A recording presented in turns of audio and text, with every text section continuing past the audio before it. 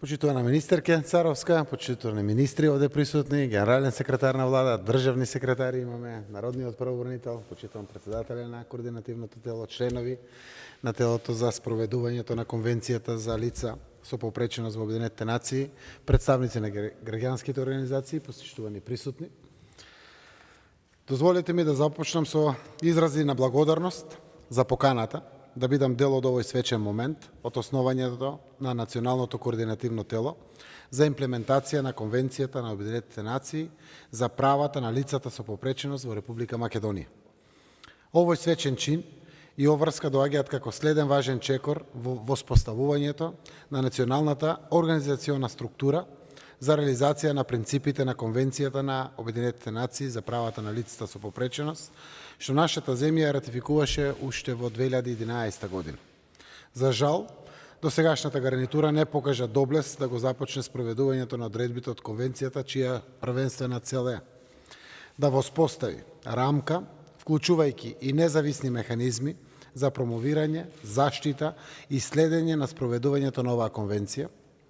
да врши координација и насочување на институциите во процесот на спроведувањето и да предлага и доставува мислења за законски и подзаконски акти во склад со начелата на Конвенцијата на Обединетите нации за правата на лица со попреченост и трето, да ја подигнува свеста за правата на лицата со попреченост во пошироката јавност, како и свеста за значењето за имплементацијата на Конвенцијата. Уште повеќе, кажено само со неколку суштински зборови, она што не обединува како општество и како одговорни поединци во него е никој да не биде запоставен. Сите се еднакви во спроведувањето на Конвенцијата. Во таа насока, целта на формирањето на Националното координативно тело за имплементација на Конвенцијата на Обединетите нации за правата на лицата со попреченост во Република Македонија, при владата на Република Македонија, е преку донесување на извршни одлуки, решенија и акционен план, унапредување, заштита и целосно обезбедување за еднакво уживање на сите човекови права и основни слободи на лицата со попреченост. Сакам да нагласам дека како председател на владата на Република Македонија и како прв министер ќе се залагам да се прифаќаат и афирмираат одлуките на Националното координативно тело за имплементацијата на Конвенцијата. Како и досега, оваа владина гарнитура и понатаму ќе покажува достојно лидерство и посветеност кога се во прашање нашите сограѓани со попреченост и ќе продолжиме со развојот на поефикасни и инклузивни можности и практики за да исполниме нашата заедничка цел да не оставиме никој зад себе.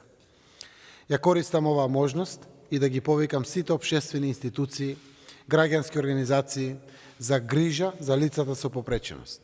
Сите поединци и сите лица со попреченост да бидат дел од него и да го поддржуваат овој процес. Да станат стратешки сојузници за остварување на правата на лицата со посебни потреби. Сите ние заедно, владата и нејзините институции